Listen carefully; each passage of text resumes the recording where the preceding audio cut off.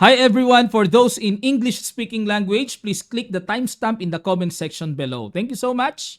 Hello po mga kamatsas. Ayan, meron na po tayong pang-English. Pagkatapos nating i-analyze ang game na ito sa Tagalog language ay susunod naman natin, same game lang din, English naman. Dahil sa dami po nang nag-i-email sa atin na gusto nilang maintindihan talaga.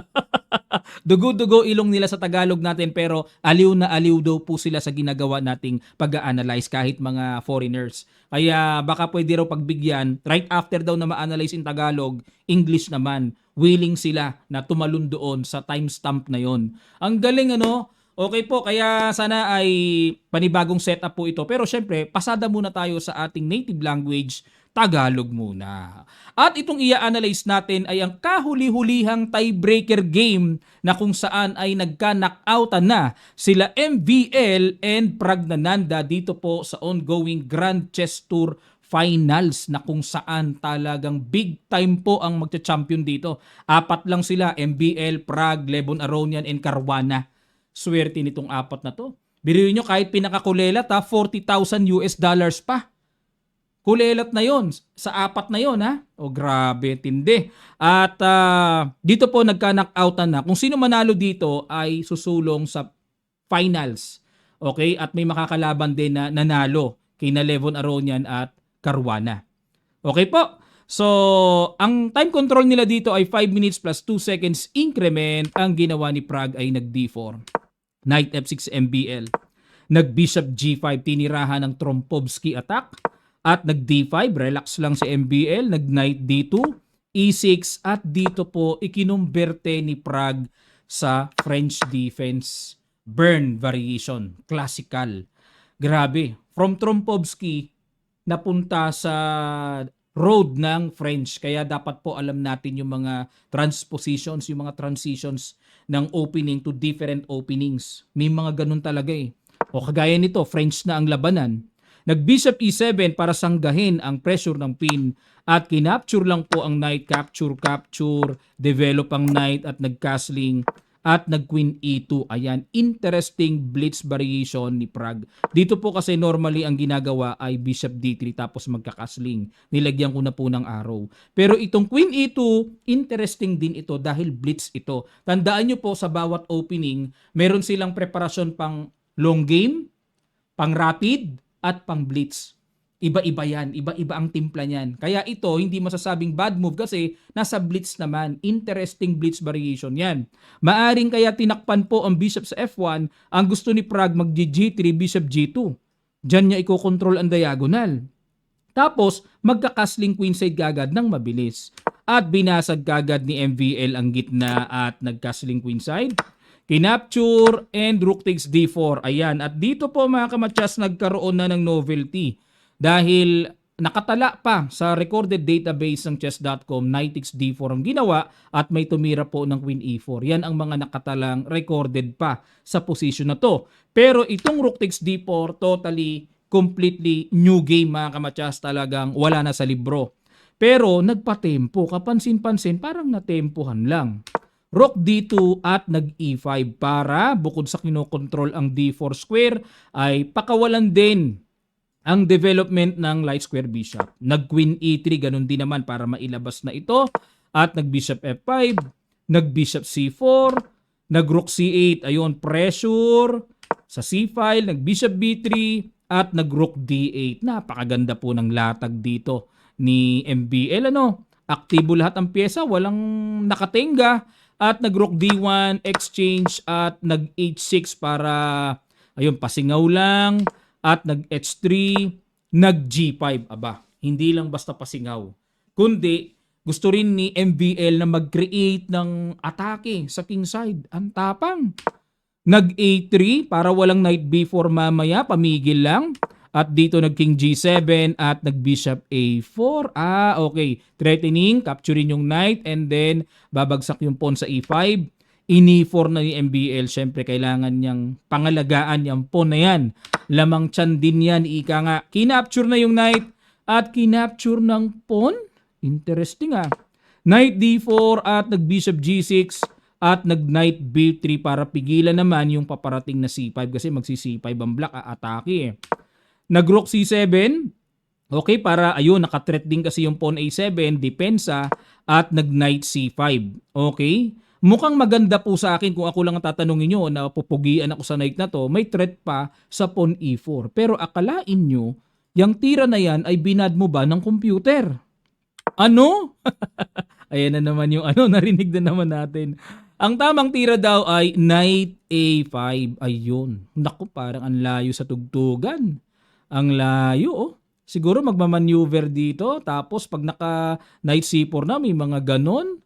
Grabe lalim naman ang positional idea na yun, oh. O pero knight C5, ito mas madali-dali talaga matanaw eh. May threat pa kasi. Nag-rook E7, dinipensahan ng pawn. Knight D7. Nanuot ng nanuot. Nag-queen F4, hamon, queen to queen. Ayun. Teka muna, natakpan nga pala yung pagkakadepensa, no? Kaya ginarab dito ni Prague yung isang pawn. Yun nga lang, ginulo na ni MBL. Kumbaga, para mabuksan din yung diagonal. Oo nga, no? Tama, para mas maging aktibo. Gulo-gulo na to. Kinapture at capture, queen D4 check. Dahil sa ganito pong itsura ay talagang danger na yung paparating. Unang-una, may rook E1 check. Matchas ka agad yan. Kasi nakapin pa yung tore. Kaya talagang obligado, logically, kailangan awatin. Tanggalin ka agad ang reyna sa mapanganib na ganyang sitwasyon. At nag-rook takes D4. Chumek muna, gumanon. And para mang-harvest naman si MBL sa kabila, nag-A4. Ayun po mga kamatsa. Sa kagustuhan ni Prague na kasi nga po, natanggal na yung pondon, kumbaga yung pathway ng A-pass po ay parang magtutuloy-tuloy para makagulo. Pero ang accurate daw po dito ay G4 lamang. Ayan. Yan po ang na-miss dito ni Prague. Ano diferensya nung nag-A4 siya? Itira natin. A4, rook takes G2, King C3, another bad move. Dapat daw po is King E1. Ayun. Kasi konti na oras ni Prague dito eh. Nalimas yung pawns. Rook takes C2, nag C5, atake sa tore, rook C4, pinuwersa na ng palit pero umayaw si MBL. Gustong tangayin ang pawn sa H3 at para mamaya ay magkatuloy-tuloy na pero dinipensahan muna. Bishop F5 double, knight takes C5, ayun. Kumbaga sukat na sukat ni MBL, sigurado binilang niya ito na yung pass po ng G niya versus A pass po ng puti, mas mamamayagpag ang G pass po ng black. Pero in A5 muna. Rook H1, ayun pupunta sa likod at dito naman na bad move si MBL. Bagay na nagbigay po ng pagka-equalize, nakabawi, naka-recover. Kitang-kita sa evaluation bar. Dapat daw po ang tira dito ay G4. Yan ang tamang race pala, no? Pag nag-A6, capture dito. And kapag nag-B takes C3, mag-G3. At kapag nag-A7, G2, A8 queen, and then G1 queen. Ayan. Na dito, so may tempo threat pa. At lumalabas bishop versus knight, and then mas exposed pa kasi yung white king. Kumbaga, mas mauunang panggulo-panggulo dito yung black eh. Kaya nilagyan po ng mas pabor na evaluation bar. Ayun, balik tayo mga kamatsas, ano? Pero hindi napansin ni MBL yan. Bagkus gusto niyang pumunta sa likod para awatin yung pag-progress nitong pass pawn. Nag-A6 pa rin. Rook A1, nag-knight A4. Another blunderacious move by Prague mga kamatsas. Ano idea ni Prague? Para i-stop ang control ng tore, makapush. Yun nga lang, pag bishop E4, ganun din. Parang very easy sa black na ma-hold din yung papakwin na yan na pass pawn. Ang mainam daw po na tira dito ay King C4 lamang. Ayun, para siguro itong pawn na to ay igagapang din paunti-unti. Grabe, no? Sayang yun ah. Pero balik tayo sa knight A4. Nag-bishop D7, good move. Ayun, paalis lang din. Knight B6, tineret ang bishop at nag-bishop E6 check. Ayun, tuluyang bumagsak. Grabe yung diskarte ni MBL na yun, ano? Yan. So, ito naman ang pag-asa. Yun nga lang po, sinimula na rin ni MBL ang kanyang napakalakas na connected pass pawns. Nag-H4. Napakatagal pa po ng B pass pawn. Samantalang, ang papagapang na connected pass pawns, wala po. Grabe ka. Kaliwat kanan, kaliwat kanan, kaliwa.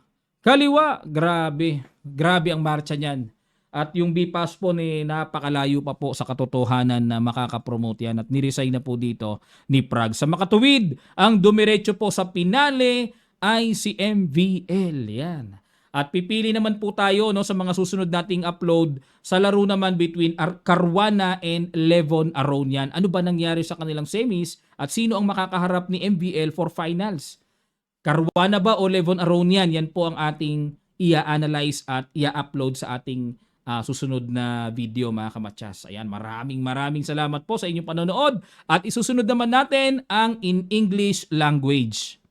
Hey everyone, once again, this is Coach International Master Roderick Nava and we are going to analyze the final game between Pragnananda and MVL, the final tiebreaker game. And whoever wins, it will proceed to the final and the lost will be knocked out. Alright? So the time control is 5 minutes plus 2 seconds increment. And let's begin. Prague played D4. MVL played knight f6, bishop g5, Trompovsky on the board, and then MVL played simply d5, knight d2, e6, but transposes surprisingly to the French defense classical variation. D takes e4, knight takes e4, bishop e7, okay, to control the pin, and then knight takes f6, so simplify the things. And then knight f3 simply to develop. And then castle kingside later on. And then castles. Queen e2 has been played by Pragnananda. Interesting blitz variation. Alright, but here, normally, the standard variation and the rapid time control variation should be bishop d3 and then simply kingside castles. But here, Prague played queen e2. So, the idea is to castle queenside. And of course, later on, maybe the bishop should play to or must play in the g2 square to make fianchetto system. All right, c5, but then immediately MVL destroys the center and then castle queenside, c takes d4, rook takes d4, but simply knight c6. By the way, the novelty of this game was rook takes d4. According to the recorded database, we have knight takes d4 and queen e4. Those are the recorded moves in this exact position. But now we have rook takes d4, novelty by Prague, and then knight c6, of course, development with tempo, rook d2, and e5. Logically, to release the development of the light-squared bishop towards g4 or even f5 or even e6. They are interesting squares. And then at the same time, to control more the d4 square. And then we have queen e3 by Prague. The idea is to release the development of the light-squared bishop as well. And then we have bishop f5, all right, to focus on the c2, bishop c4 develop, and then rook c8. For me, this move was pretty nice because of the pressure towards the c file with the idea to play knight b4 later on or even knight a5, and it brings a little bit annoying or pressure towards the c file, especially on the c2. And now we have bishop b3, so to protect immediately the c2, and rook d8, of course, to develop all the pieces as much as possible. And if you are looking for the developments of the black pieces, they are very active and strong. Now, rook d1, of course, battery. Rook takes d2, rook takes d2, and we have h6, and to release a little bit space for the king. And then at the same time, to protect the g5 square, maybe to prevent the queen g5 coming. And then h3 as well. So with the idea to play g4, but g5. All right. So the h6 doesn't mean only for controlling the g5 and release the extra space for the king, but to play g5. All right. So intentionally, maybe MVL wants to play g4 or h5 to create another pressure in the king side.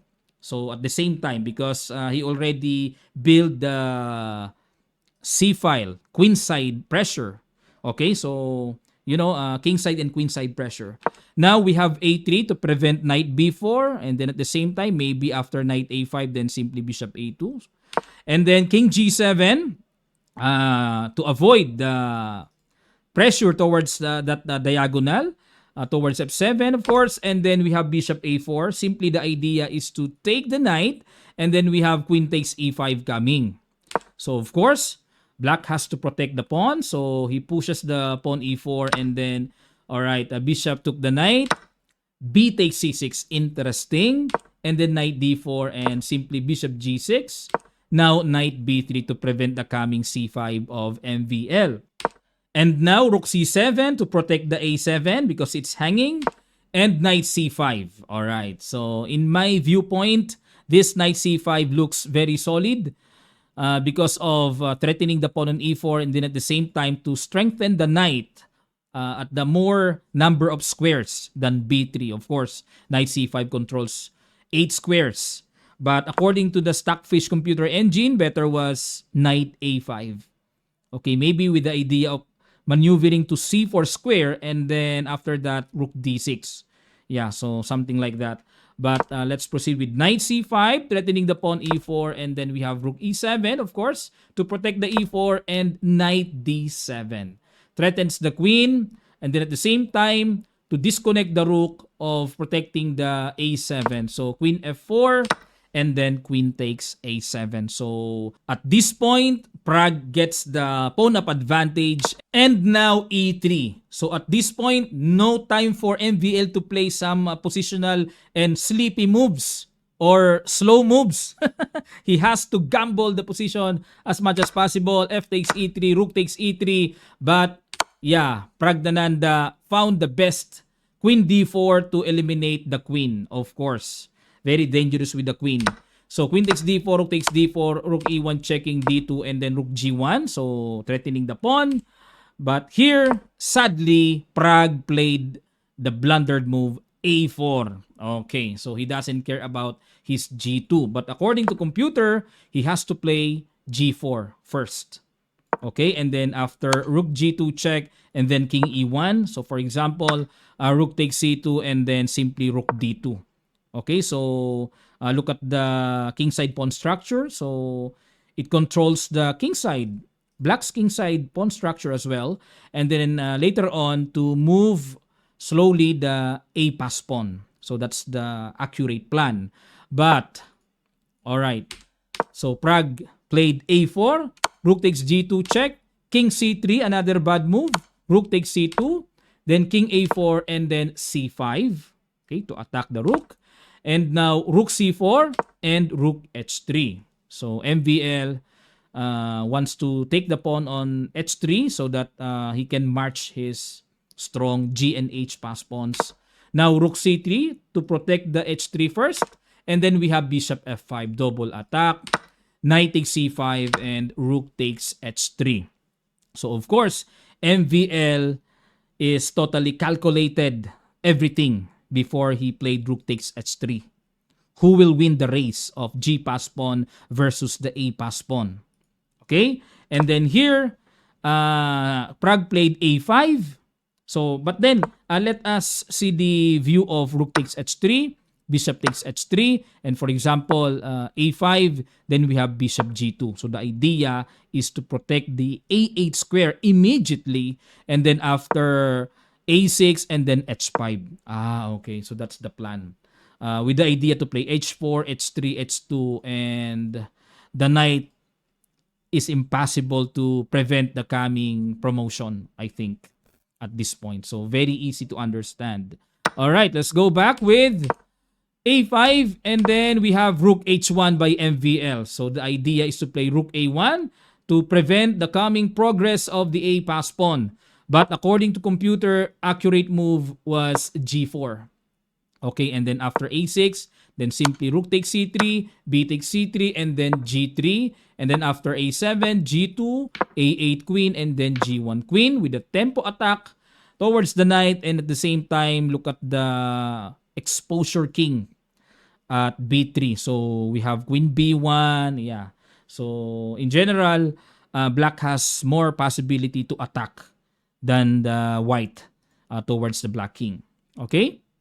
So let's proceed to what happened. And then MVL played rook h1, a6, rook a1, and another blundered move by Praggnanandhaa. Okay, so he doesn't like the rook behind his pass pawn. But this knight doesn't mean to block the rook totally or permanently. So better was king c4. Okay, with the idea to play the b4, b5, and then b6. All right, that's the accurate move. That's the accurate idea. But let's go back with the knight a4, but MVL found the accurate move simply with bishop d7, threatening the knight. And then after knight b6, and then bishop e6, check first, king b4, and successfully take the pawn on a6, and then king b5, rook b2, threatening rook a2, threatening the b2 pawn, and then b4, h4, and then king c6, and then h4. And then now Pragdananda realizes that the h or g pass pawn, the pawn march of two connected pass pawns, are unstoppable, and then the b pass pawn is very slow. So that's why he resigned this game. And MVL successfully proceed to the next level, the final between, we don't know. We will proceed to the another video between Levon Aronian and Caruana. Okay? So whoever wins, they will play against MVL for the finals of this Grand Chess Tour. All right, so thank you so much to all of you. So again, this is Coach I am Roderick Nava. For those who haven't yet subscribed to this channel, please do subscribe and click the notification bell all. Thank you so much. I'll see you next time.